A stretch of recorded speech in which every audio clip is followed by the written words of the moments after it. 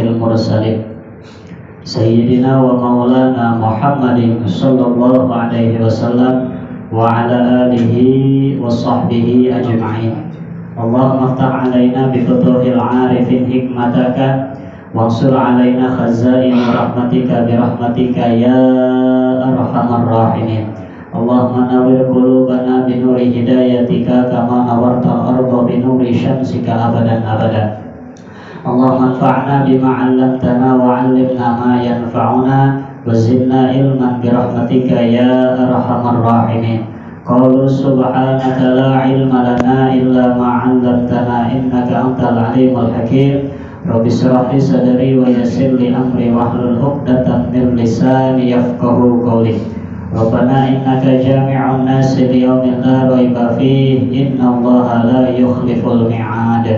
ربنا افتح بيننا وبين قومنا بالحق وأنت خير الفاتحين والحمد لله رب العالمين. قال المصنف في هذا الكتاب رحمه الله تعالى ونفعنا بعلومه آمين. بسم الله الرحمن الرحيم. المجلس السادس والثلاثون في بيان فضيلة الإنسان. Suratul Isra. Bismillahirrahmanirrahim. Walaqad karamna bani Adam wa hamalnahum fil barri wal bahr wa razaqnahum minat thayyibati wa faddalnahum ala katsirin mimman khalaqna tafdila. Shadaqallahul adzim. Para bapak, para jamaah sholat husna yang insyaallah dimuliakan Allah Subhanahu wa taala, pada majelis ini kita akan membahas tentang keutamaannya seorang manusia. Sebagaimana di dalam surat Al-Isra, Allah sudah mempunyai dalil keunggulan kenapa kita diciptakan, kenapa Allah menciptakan manusia. Bismillahirrahmanirrahim. Walaqad karamna bani Adam. Dan sungguh kami, kata Allah, telah memuliakan kepada siapa? Bani Adam, kepada anak cucu Adam, tegasnya kepada manusia. Dengan apa? Bihusnis surati, dengan bagusnya husnis surah, dengan bagusnya rupa. Ini secara tidak langsung, kalau kita membandingkan makhluk Allah dengan yang lain, Pak, itu manusia tidak akan ada yang mengalahkannya. Akal ada di manusia, adab ada di manusia, akhlak ada di manusia, harga diri pun ada di manusia. Jajal panan, bandingin sama monyet panan. Tangan punya, gitu ya, mata punya, yang nggak punya hanya satu, akal. Makanya hayawan itu tidak ditaklid oleh agama. Sebab apa? Dia tidak punya akal. Kalau nafsu punya, atau mualtea sampai boga anak panan, bahkan lebih banyak daripada manusia kan. Lihat anak kucing tuh, sekali ngajurupan 5, 9 bahkan gitu tuh. Itu. Nah, sebab hayawan itu tidak ditaklid sama agama, sebab dia tidak mempunyai akal. Beda dengan manusia. Akilin, bagilin, mukallaf, sudah ditaklid sama agama. Ada orang yahur, merdeka, baligin, balik, akilin, berakal, berarti dia ditaklid oleh agama, diperintah untuk ibadah kepada Allah, untuk beribadah. Wa ma khalaqtul jinna wal insa illa liya'budun. Tidaklah Allah ciptakan jin dan manusia terkecuali untuk beribadah kepada Allah. Jadi perbedaan kita secara langsung manusia dengan hewan dari segi ibadah. Manusia ibadah, hewan enggak. Makanya kalau ada orang yang enggak mau ibadah, ngesanding dengan kebo atau berarti bawa ke kandang, gitu kan. Gitu. Nah, makanya maaf kalau misalkan kita sebagai seorang suami nggak sholat, ini kadang-kadang banyak sih yang curhat ke saya. seorang istri ngurusin suaminya emang haram jadah tidak sholat yo. Itu sholat telok. Akhirnya istrinya mengaji Pak, soalnya dirangkas emang di mana-mana juga lah. Ibu-ibu di mana-mana kan rajin ngaji. Ngajinya di mana-mana. Misalkan di majelis saya pada Jumat, itu paginya udah nyamper di majelis mana. Nanti besoknya di majelis mana, minggunya di majelis mana. Kurang apa anak. Gitu ya, itu ibu-ibu. Nah sehingga ada yang surat, Pak Ustadz, saya punya suami saya nggak pernah sholat. Apakah saya menjatuhkan talak aja dia sama suami? Iya, haram ibu. Kalau ibu menjatuhkan haram, menjatuhkan talak gara-gara suami ibu telok sholat, itu haram hukumnya. Terus gimana ke saya? Terus urusan baik, urusin aja. Kewajiban ibu menghormat kepada suami. Cuma ketika suami menyuruh kejelekan, menyuruh la ta'ata li makhluqin fi maksiatil khaliq, menyuruh maksiat, jangan ditolak sama ibu, nggak boleh. Tapi ketika suami neng coba bikinin kopi, bikinin. Coba pengen makan, kasih makan. Pengen disuapin, suapin. Kewajiban istri ya, gitu ya. Nah, adapun masalah dia tidak beribadah, haram ibu menjatuhkan tolak. Terus gimana saya udah urusin aja, itu ngurusin kebo baik guys. Kalau pagi-pagi bapaknya ngomong udah bangun tidur, telok sobat subuh pantokan nih. Gitu ya. Ditanya sama istri, nawarin, Mbak mau kopi apa mau makan? Gitu. Sebab nggak suka sholat. Gitu aja. Gitu. Sebab kalau menjatuhkan tolak haram hukumnya. Ya, memang perkara yang diharamkan dan yang dibentuk oleh agama dan Nabi, salah satunya yaitu tolak. Perpisahan dalam rumah tangga itu paling dibenci sama agama. Makanya serobot-robotnya masalah di rumah tangga jangan sampai waduh, apalagi kalau masih muda ya. Kalau muda Pak, gue masih muda, lu masih muda. Cowok banyak yang ngantri, orang mau lagi hutang. Udah lu pisah aja gitu. Padahal mah waduh udah pisah mah nyari sama yang lain lebih buruk daripada istri kita yang sekarang gitu kan. Itu nafsu Pak. Nah inilah. Jadi kembali di husni surah, Allah menciptakan manusia dengan sebaik-baiknya rupa, ya Allah. Dengan monyet aja kan, ya Allah. Itu apa diciptakannya nafsu, dia mau makan, tapi tidak ditakluk dengan oleh agama. Di husni surah, gitu ya. Di husni surah, sejelek-jeleknya manusia, tapi kalau udah didang-dangin Pak, gitu ya. Dang-dangin, misal, mohon maaf, kita punya istri yang memang di bawah rata-rata. Itu jangan menghujat. Lu mah nggak kayak istri yang gue lihat, nggak kayak istri yang lain. Istri yang lain mau dandannya rapi, dirapiin sama kita Pak, dimodif sama kita. Jangan melihat orang lain, dimodif, modalin baju, berapa namanya baju 1 juta, parfumnya yang 500.000, piraku tuh segitu gitu. Dimodif sama kita, sebab Allah sudah menitipkan memuliakan anak Adam bihusni surah, dengan bagus rupa. Diciptakannya mata, hidung, telinga, tangan, kaki dan lain sebagainya. Itu kemuliaan dari Allah dan patut kita syukuri. Dengan apa? Dengan apa? Hakikatus syukri, gitu ya. Dengan mentasarufkan sarful abdi, mentasarufkan seorang hamba jami'a ma an'amallahu khuliqa li ajri, mentasarufkan apa yang telah Allah berikan kepada kita untuk digunakan beribadah kepada Allah Subhanahu wa Ta'ala. Itu tarifnya syukur, gitu ya. Tarifnya bersyukur, sehingga wa in ta'adzana rabbukum la in syakartum la azidannakum. Sehingga kalau ada hamba yang dia merasa bersyukur atas diberikan nikmat oleh Allah, la azidannakum, maka Allah akan tambah. Allah akan tambah, la azidannakum, Allah akan tambah daripada milik rezekinya. Allah akan berkahi, Allah akan tambah. Kalau bersyukurnya sudah bersyukur dengan bersungguh-sungguh, tidak hanya di lisan, hanya syukur, ya gua bersyukur, alhamdulillah. Tapi sholat enggak, infak, sedekah enggak, itu sama, menyalahi aturan. Syukur baik, syukur ya teman. Gitu ya. Nah inilah bihusni surah. Mana lagi wal mazajil a'da, dan wawatak yang sedang. Wawatak yang sedang di sini apa? Yang tadi diceritakan mempunyai adab. Gitu. Kita sesama muslim bertemu satu sama lain sunnah kan hukumnya untuk bersalaman. Itu sedang. Jajal kalau hewan Pak.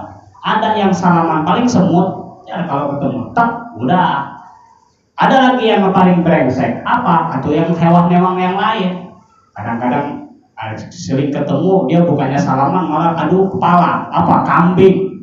Tuh tanya ke Pak Akbar tuh. Itu kambing kan apalagi makin layannya, udah telanjang kabur. Goblok ya Allah. Kalau manusia kan enggak, di a'da apa wal mazajil a'da, wawatak yang sedang. Jadi dia mempunyai adab. Assalamualaikum, apa namanya salaman. Assalamualaikum salaman. Ustaz gimana dulu tuh kalau yang tonjok? Saya mah nggak mau hukumin yang itu. Sebab kita mah diperintahnya musafahah bersalaman. Gitu ya, wawatak adab. Nah, waqtidalil qamah, dan apa namanya adegan yang sedang, mempunyai adegan, ada yang tinggi, ada yang pendek, ada yang sedang, ya Allah, ada yang mancung, ada yang pesek, itu berbagai rupa, gitu ya. Makanya ada orang yang putih, jangan sombong sama yang putihnya. Ente bisa putih gara-gara ada yang hitam. Gak ada yang hitam. Coba aja putih semua, nggak ada, nggak bakal ada tuh yang ngaku ente mau putih, nggak. Gitu ya. Wat tamyiz, dan yang bisa membedakan dengan apa? Bil akli, dengan akalnya dia bisa membedakan. Nah, itulah apa namanya husni surah, sebagus-bagusnya rupa yang telah Allah berikan kepada manusia. Bil akli, dengan diciptakan akal. Sebab akal berupa ketika pertama diciptakan beda dengan nafsu. Ketika Allah menciptakan akal, ya akal, man anta, siapa engkau? Dijawabnya oleh akal, ana khalquka wa anta rabbi. Saya itu adalah makhluk Gusti, makhluk Tuhan, dan Tuhan adalah pangeran saya. Itu kata akal. Tapi ketika Allah menciptakan nafsu, nafsu menjawab, man anta, kata Allah. Dijawabnya, ana anta. Saya ente. Itu jawaban nafsu. Makanya kalau ada orang yang diajak kebaikan, yuk sholat yuk ngaji yuk, ana ente, aing dia. Nah itu nafsu itu. Potongan nafsu. Gitu ya. Bagaimana nafsu? Nah kalau nafsu itu diciptakannya di dalam Daqaiqul Akhbar, banyak diceritakan kitab-kitab as-salafuna. Itu nafsu itu diciptakannya dari api Pak, dari perkara yang panas, termasuk amarah. Maka ketika kita marah luar biasa jengkel kepada siapa aja, pada anak, istri. Kalau marah ambil wudhu supaya apa? Nafsu marah itu turun. Ambil wudhu, gitu ya. Waktu marah ambil wudhu supaya nggak marah, gitu ya. Nah itu juga kalau nafsu sedang ngelindih kita, ambil wudhu, nanti juga nafsu kalah. Sebab nafsu itu diciptakannya oleh Allah dari apa namanya? Dari hal-hal yang panas, termasuk api. Nah, dari apa namanya? Dari api, dari sege, ya, dari hal-hal yang panas. Maka ketika nafsu sedang menyelimuti kita, cepat-cepat ambil wudhu supaya nafsu tidak menguasai. Wal afhamu binutki, dan bisa paham dengan ucapan. Ada yang ngomong A, ada yang ngomong B, ada guru ngaji yang ngajarin kita untuk menghafalkan kalimat ini, paham. Nah itu namanya manusia. Coba umpamanya kalau saya punya anak murid bukan manusia tapi kotor, berarti atau susah kan? Atau kita ngajarin coba tok A, B, A, ba, ta, itu nggak bisa. Sebab dia tidak diciptakan ifham, tidak diciptakan faham oleh Allah bin nutki dengan ucapan. Tapi seluruh makhluk Allah mempunyai ifhamnya masing-masing, mempunyai nutkinya masing-masing. Nah kalau menurut ahli hukama itu kongkorongoknya. Apa kongkorongok bahasa Betawi itu? Kongkorongok aja ya. Kongkorongoknya hayam, suaranya itu suara ya. Nah itu suaranya ayam ternyata mengandung arti Pak. Di dalam kitab hukama itu ada, kalau ada suara kongkoroknya ayam dari jam 12 malam sampai jam 2, itu untuk membangunkan orang-orang soleh disuruh tahajud. Maka jangan aneh kalau ada dari jam 12 sampai jam 2 kongkorong. Ini apa sih ayam jam segini udah kongkorong? Jangan aneh. Itu hakikatnya sedang berpikir, Udzkurullah, ingat kamu sekalian kepada Allah. Kalau pakai telinga orang yang mukasyafah. Kalau telinga kita makan kongkorong gandeng lebar, beriang. Nah ternyata itu membangunkan. Ada lagi ayam dari jam 3 sampai jam 4. Itu hakikatnya sedang ngomelin. Kongkorong Pak Opi gerah hudang teres subuh.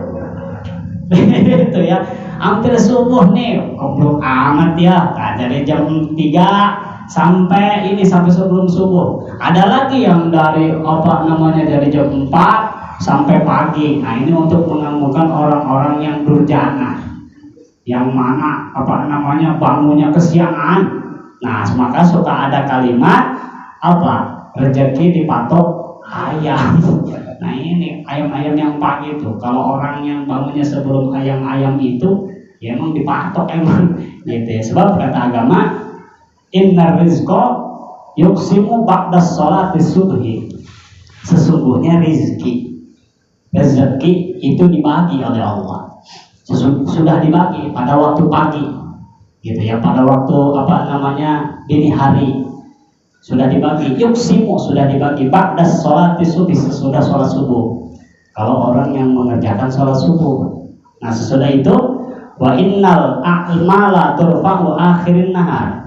Sesungguhnya amalan-amalan itu turfa'u akhirin nahar. Itu diangkat oleh Allah di akhir awal. Di akhir awal itu berarti sore Bapak. Amalan itu misalkan kita subuh dikir. Kebetulan memang alhamdulillah bisa sholat duha, bisa berjamaah duhur, zikir, ba'diyah, qabliyah. Sesudah itu berjamaah asar. Nah sesudah asar sebelum maghrib Allah angkat amalan kita, dilaporkan ke atas langit. Nah itu diangkatnya akhir nahar, di akhir awal, di akhir siang, berarti sore. Faman kana hina idin fi ta'ah burika fi rizqihi wa fi amalihi. Nah barang siapa yang di waktu itu fito'ah, dalam keadaan ta'at, di waktu subuh dia berjamaah, di waktu subuh dia memperbanyak zikir, fito'ah burika, maka Allah akan memberkahi fi rizkihi, di dalam rizkinya. Maka nggak susah-susah ternyata pengen berkah rizki, pengen jembar rizki, nggak usah datang ke Gunung Kawi Pak Bar, nggak usah jauh ke Gunung Sahari segala. Udah cukup Bu, kita yang ngamalin sholat subuh berjamaah, zikir sampai beres, berdoa, itu akan diberkahkan. Burika fi rizki, akan diberkahkan rizkinya Pak. Wa fi amalihi, dan di dalam pengamalannya sampai akhir hawa akan dilaporkan ke atas langit. Gitu ya. Maka kalau mau dijebarkan rezeki itu di waktu subuh. Kalau misalkan waktu-waktu yang lain zikir, tahmid itu, tahlil itu la ilaha illallah hanya 30. Kalau subuh usahakan 100. Kalau orang yang sudah zikirnya di maktubah yang lain 100, berarti di waktu subuh usahakan 200 agar dilamakan. Gitu ya. Rizki burika akan ditambah, semakin ditambah. Berarti dengan kata lain, ini orang yang melaksanakan sholat subuh. Orang yang kesiangan berarti benar-benar gak mau diberkahkan rizkinya. Gitu. Jadi kerasanya sempit, padahal penghasilan punya, tapi hatinya sempit. Ada yang kurang, ada yang ganjel. Ternyata itu kesalahan kita sendiri. Gitu ya.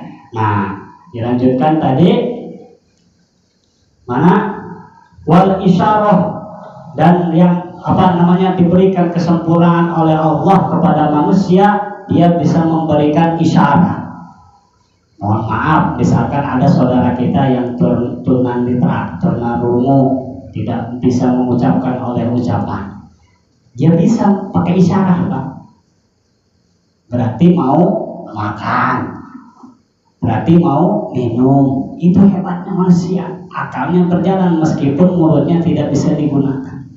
Bahkan wal isyarat itu hebat, Pak. Mohon maaf, dia tidak bisa melihat. Tapi saya pernah menemukan teman saya di kota Tangerang, tidak saya sebutkan takut ada saudaranya. Itu dia membawa satu kertas, Pak. Bahkan banyaklah gumpalan-gumpalan kertas. Dia mampir ke rumah saya, nginap di rumah saya, Pak. Nah, sesudah menginap, itu habis sholat isya, sebelum dia tidur, dia meraba-raba itu, Pak.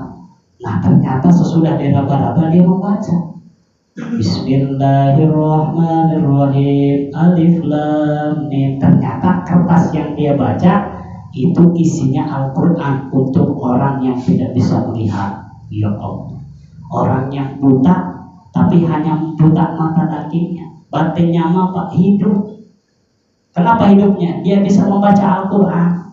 Ya Allah, makanya kita harus cemburu tuh sama orang seperti itu. Itu segitu yang buta, dia mau baca Quran. Masa kita yang melek pengennya dilihatin sama TikTok aja, Pak. Sama Facebook, ya Allah. Yang buta aja lihat Quran, baca Quran, ya Allah. Wal isyarat itu bukti kegagahan Allah menciptakan manusia. Dengan isyarat pun dia bisa mengerti. Wal khati, ada lagi dengan tulisan. Kita diajarkan tulisan oleh orang tua kita. Ini A, ini B, ini C, dibaca alif, A-L, H-U-S-N-A, dibaca Al-Husna. Adapun yang Arab alif, lam, he, sin, nun, Al-Husna, itu kita secara tidak langsung diberikan akal oleh Allah bisa mengerti al-khat, tulisan-tulisan. Nah, itu diberikan oleh Allah. Wal huda ila asbabil ma'ashi, dan pituduh, gitu ya. Dan pituduh ila asbabil ma'asyi, kepada pirang-pirang sebab, pirang-pirang keuripan. Nah, contohnya seperti ini. Dalam arti, misalkan saya contohkan Pak Anang aja ya. Ini sebelum hari ini Pak Anang punya musibah. Musibahnya nggak terlalu besar. Mau disuruh belanja ke Angke lah ya. Angke lewat jalan yang seperti biasa di jembatan 5. Kan banyak yang pembangunan tuh, macet jalan luar biasa. Ini panen nyirisir, tahu nyirisir Pak, nyamping sehingga keceprus ke got, jepus, waduh silakan.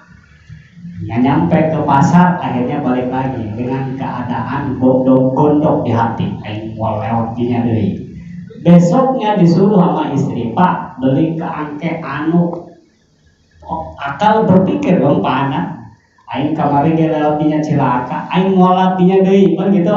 Nah itu akal itu berjalan Pak. Itu namanya al-huda ila asbabil ma'asyi. Masa iya orang yang udah cilaka kemarin mau lewat situ lagi kan? Namanya itu mah goblok bahasa gitu ya. Orang bego kemarin udah lewat situ cilaka, masa iya mau lewat situ lagi. Nah itu namanya al-huda ila asbabil ma'asyi. Allah memberikan petunjuk kepada orang sebab dia di dalam kehidupannya. Gitu ya. Maka ilmu yang paling luar biasa yaitu ilmu yang paling luar biasa itu adalah pengalaman yang tidak bisa kita dapatkan oleh siapapun, hanya diri kita sendiri. Itu pengalaman, Pak. Nah, ada lagi wal huda. Wal huda di sini yaitu hidayah. Nah, kalau kita sering dengar doa, ada yang berdoa Allahumma inna nas'alukal huda wat tuqa wat taufiq wal afafa wal ghina. Itu berdoa supaya diberikan oleh Allah taufik dan hidayah. Ternyata taufik dan hidayah itu beda, Pak. Ada taufik. Taufik itu taufik kali namanya taufik ya. Nah, taufik ini sir di dalam hati ingin melaksanakan ibadah kepada Allah, itu baru sir, itu taufik. Contoh, ada orang yang memang ibadahnya standar lah, rajin enggak, sebulting itu Bapak deh, jadi standar, ya di kalangan standar. Nah akhirnya dia mendengar ada speaker malam Selasa, Orang berbondong-bondong mau ke tempat pengajian, dia melihat tuh itu orang-orang mau ke tempat ngaji, ada pengajian kali di arusnya, disir di dalam hatinya, saya mau pengen amat ngaji ke situ, cuman malu nggak datang lah. Itu dia udah dapat taufik, cuman belum dapat hidayah. Orang yang paling hebat adalah orang yang mendapatkan taufik dan hidayah. Bagaimana itu? Sir di dalam hati. Oh ingat, ini malam Selasa, malam pengajian. Hidayah, dia menjalankan kakinya, mengayunkan tangannya untuk ke tempat majlis. Itu namanya orang yang sudah dianugerahi taufik dan hidayah. Oh kata gitu. Ada lagi yang lebih luar biasa. Sesudah dia mendapatkan taufik hidayah, dia mengajak orang lain, supaya mau ngaji. Nah itu lebih luar biasa Pak, pahalanya double. Man sanna sunnatan hasanatan falahu ajruha wa ajru man amila biha. Orang yang mengajak kepada kebaikan, dia akan mendapat ganjaran daripada hal yang dia kerjakan, dan orang yang mengamalkan. Contoh seperti ini teman-teman pengajian gitu ya, kita ngaji tapi kita ngajak teman, ada orang yang nongkrong lagi ngantor, lu ikut gua aja yuk ngaji di Arusna habis maghrib. Ada yang ngaji, emang ada yang ngajinya Ustadz Ahmad dari Banten, udah yuk ikut gua loh. Dikelek-kelek sama itu orang sampai duduk ke majlis dia ikut. Nah orang yang baru nyampe itu tadi tuh dapat ganjaran. Nah orang yang ngajak akan dapat nilai plus, akan dapat nilai lebih dari orang yang kita ajak. Maka jangan sendiri-sendirian lah, kalau bisa mah ajak. Kalau sendiri-sendirian tuh lah aing mau ngajak ke sorangan baik. Nah itu sasandrian namanya itu. Gitu ya. Man sanna sunnatan hasanatan. Termasuk dalil yang ini tuh dalil yang sering dipakai untuk orang-orang yang ketika kita tasyakur. Pada umumnya kita tasyakur, sesudah tasyakur kita entah itu rupanya sudah sunatan anak kita, nikahan anak kita, tasyakur kita mentasyakurkan diri, entah di malamnya qoblah hajat atau sesudah hajat, gitu ya, diadakanlah pengajian. Nah itu sunnatan hasanatan amila ihsana, diadakan pengajian dan di tempat itu akan banyak orang yang hadir. Nah yang dihadiri itu kan semua amila ihsana, bersilaturahmi, membaca sholawat, hadir di tempat itu, bersilaturahmi, ketemu saudara-saudaranya, mendengarkan tausiah. Nah itu semua yang hadir di situ akan mendapat pahala, dan pahala semua itu akan dilimpahkan kepada yang punya hajat. Maka untung. Maka kalau hajat, kalau bisa memang amilah ihsanan aja lah. Jangan sebaliknya. Wa man sanna sunnatan sayyi'atan falahu wisruha wa wisru man amila biha. Ini yang harus saya tekankan nih. Masih banyak di Rangkas juga, jangan di Jakarta lah. Di Rangkas juga masih banyak orang nih. Ada orang yang sudah hajat, dia tasyakur, modelnya model tasyakur, tapi yang diadain dangdut, orkes, waduh, naon deh jaipong dulu mah ya, jaipong. Nah itu yang kumpul di tempat itu, wizruha wa wizru man amila biha. Semua mendapat dosa, dan dosanya itu dilimpahkan kepada yang punya hajat. Yang punya hajat Pak, tukang cilok kalau ayam mah, tukang kacang dapat nggak dosa, dan dosanya itu dilimpah begitu. Nauzubillah. Nah makanya kalau mau tasyakur mah udah tasyakur amilah ihsanan aja. Dipikir-pikir mah murah Pak, murah beneran. Ngondang dangdut umpamanya 10 juta, nyatu lagi, nyatu betul kan? Nyatu lagi terus cukup sabakul atau Pak Akbar sebakul atau kurang atau tapi jajar ngondang kiai, ngondang ustad mah makanya nggak suka banyak, paling ngajak orang 1, 2, udah beres balik gitu. Kalau itu bangsa mobil, ngajak grupnya, ya Allah. Gitu ya. Nah makanya di dalam fikih Pak, kalau kita mengupas itu uluk salamnya aja kan, yang MC orkes itu kan, selain memang dia tidak suka mengkalimah, itu haram dijawabnya Pak. Uluk salam, assalamualaikum warahmatullahi wabarakatuh, gitu. Nah itu tuh sunnah dijawab itu mah. Atau pakai hasanahnya mana nama? Gitu ya. Nah, mansana sunatan hasanatan. Nah, ternyata ini, gitu ya, yang kita sering apa namanya dilanggar, dilalai. Padahal kita mempunyai agama yang Nabi juga sudah ajarkan mana yang baik dan mana yang buruk. Nah inilah budak dituduh. Wa hamalnahum fil barri wal bahri. Nah dilanjutkan, dan Allah Subhanahu wa taala telah apa namanya di sini lanunggangaken kita hum ing si Bani Adam kabeh, dan Allah telah memfasilitasi, bahasa sekarang ya, memfasilitasi, Allah telah memberikan fasilitas kepada Bani Adam di mana fil barri wal bahri, di daratan maupun di lautan. Nah ini isyarat Pak. Maka ini dibedah oleh ilmuwan-ilmuwan. Ini Allah apa sih telah memfasilitasi? Ternyata alat dawabi, Allah telah memfasilitasi manusia alat dawab. Dawab ini tunggangan Pak. Kalau dulu mungkin kita orang-orang terdahulu kita pakai kuda, kalau di Arab pakai onta, yang jarak tempuhnya pegel untuk jalan kaki ada dawab. Nah itu fasilitas dari Allah. Kalau zaman sekarang ada motor, bosen motor, hujan panas ada mobil capek katanya nggak mau nyetir sendiri, ada kereta, ada kapal, ada pesawat. Itu fasilitas Pak, gitu ya, itu isyarat dan memang sudah difasilitasi oleh Allah bin alat dawa. Mana lagi wasafat, kapal. Kalau kita menyeberang laut dari Merak ke Lampung, kita nggak mungkin kan berenang, jatuh bisa berenangnya ya. Ada safan, kapal. Nah sehingga gitu ya, warazaqnahum minat thayyibat. Nah sehingga hatta lam tahsib bihimul ardu walam yagrikhum mul ma'a.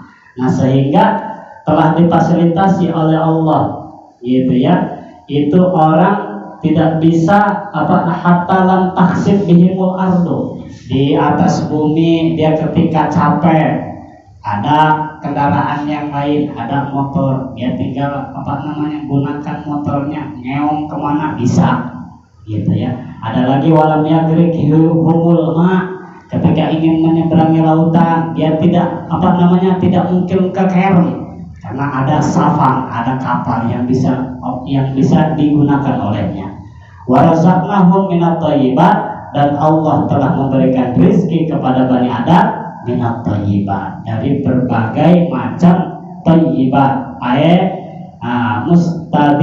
Mustalidati, tegasnya dari berpirang-pirang kang enak-enak, dari berbagai hal-hal yang enak-enak, buah-buahan, dari padi, gitu ya. Itu nasi yang kita makan asal muasalnya dari padi, itu mustadilat thayyibat dari Allah Subhanahu wa taala. Nah makanya ketika mengkaji fikih pun diatur oleh fikih Pak.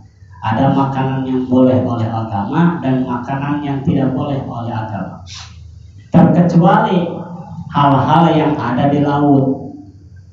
Sakur-sakur, setiap perkara yang di laut, baik itu bangkainya maupun yang hidupnya, haluhu, halal kita memakannya. Ada di laut namanya belut laut, yang gede itu belut listrik, halal silakan kalau doyan. Ada paus, ada hiu, meskipun tertarik silahkan kalau doyan, termasuk bangkainya Pak. Kalau doyan silahkan, kalau ragu jangan. Gitu ya, kalau ragu jangan. Nah itu hukum fikih. Nah, beda dengan yang darat. Kalau darat banyak aturannya Pak, termasuk yang umum khinzir, celeng dan anjing itu tidak boleh, dan wa auladihim, dan anak-anaknya itu tidak boleh. Gitu ya. Ada lagi yang tertarik, termasuk buut. Apa buut itu bahasanya? Nah bajing, jangan itu Pak. Apapun itu yang tertarik, yang berbisa, makanan di darat itu tidak boleh. Sebab tarifnya gitu ya. Adunya sijnul mukmin wa jannatul kafirin. Apa namanya adunya? Dunia itu sijnul mukmin, penjaranya bagi orang-orang yang beriman. Penjara orang-orang yang beriman seperti kita itu hidup di dunia ini bagaikan di penjara. Coba Bapak lihat di penjara, kehidupan penjara gimana sih? Kita sebelum masuk penjara dikasih borgol, habis itu dikasih baju khusus tahanan, habis itu dikasih makan, makannya pun diporsir, enggak habek-habekan kayak di luar. Nah itu pun sebagai gambaran kita seorang mukmin di dunia. Kita punya aturan, kita digembok. Hakikat gembok kita itu gitu ya, kita khalaqtul jinna wal insa illa liya'budun. Kita dikunci, kita harus patuh dengan perintah Allah, harus beribadah kepada Allah. Dan ada pakaian tahanan. Secara agama pun kita diatur pakaian. Laki-laki ada pakaiannya sesuai menurut syariat agama, termasuk perempuan, apalagi perempuan. Nah ini perempuan sebetulnya Pak, itu ya, itu bahan pokok sholat, zakat, puasa, munggah haji, dan berhijab. Ini harus kita sampaikan Pak kepada istri-istri kita. Ini berhijab ternyata pokok ternyata. Nah ada amalan bonusnya setelah berhijab apa? Bercadar, gampanglah bercadar Pak. Berhijab dulu, berhijab. Nah sebab itu naudzubillah-nya Pak, ada selembar rambut perempuan yang terlihat oleh ghairul muharram, yang selain daripada mahramnya, itu bisa mengakibatkan dosa Pak. Ya Allah, dosa. Dan dosa itu maaf, misalkan kita punya anak perempuan yang sudah akil balik, yang sudah balik, kita memberikan baju yang tidak sesuai syariat agama, kita memberikan baju. Nah dipakai oleh anak kita, itu terus dosa jariah nempel ke kita Pak. Ya Allah, makanya berikan anak-anak kita itu yang nutup aurat, pakai kerudung, gitu ya. Ya Allah, ternyata dosa doang ya orang ya, naudzubillah. Nah makanya di situ ada aturan, ini sesuai agama. Dan makanannya pun tadi itu sijnul mukmin, di dalam penjara makanannya diatur, termasuk di dalam kehidupan orang mukmin makanannya diatur, nggak sembarangan. Ini minuman yang boleh, ini yang nggak boleh, ini makanan yang boleh, ini yang nggak boleh, ini yang haram, ini yang halal. Silakan. Wa halallahu al-bai'a wa harrama riba. Allah menghalalkan jual beli dan Allah mengharamkan riba. Allah mengharamkan riba. Udah tinggalkan. Gitu ya. Nah ini agak jauh Pak Sulahan. Kemarin waktu saya ngaji di Koncang, guru menjelaskan ayat tentang kisos, tapi disulahkannya panjang. Nah ini untuk terakhir hukum kita. Kisos itu adalah balas pati. Balas pati yang dimaksud di sini ada di dalam Al-Qur'annya, ya ayyuhalladzina amanu kutiba alaikumul kisos. Nah berkisos ini ternyata difardukan oleh agama. Ada orang yang memukul, itu balas patinya harus memukul lagi. Gitu ya. Ada orang yang membunuh, wajib bayar bunuh kembali. Nah itu menurut agama kisos. Nah panjang surahannya sampai guru menjelaskan tentang batas-batasnya muamalah. Nah kalau Bapak mungkin di Jakarta mah jarang ada yang menemukan. Kita sedang membahas gambarannya di kampung aja lah. Kita misalkan punya satu kebun.